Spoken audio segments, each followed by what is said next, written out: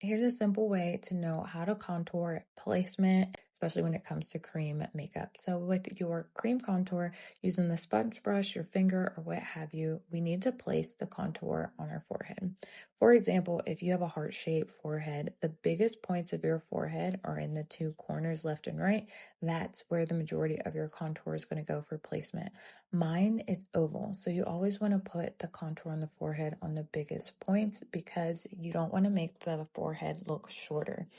Example, my temples are really kind of short and my brows touch my hairline, so I really don't put anything there. Above the hollow of the cheek, you want to place your contour and outside of the eye line. So if you feel, you should be able to feel it, go right above whether you do dots or a line, and then stop outside of the eye line.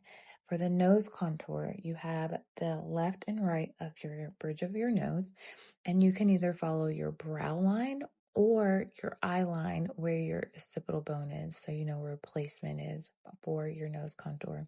I angle the tip, and if you have a wide set nose, I like to go ahead and put a little bit of shadow on my nose. You can also use your contour to make your lips look fuller or use them as lip liner. I love to.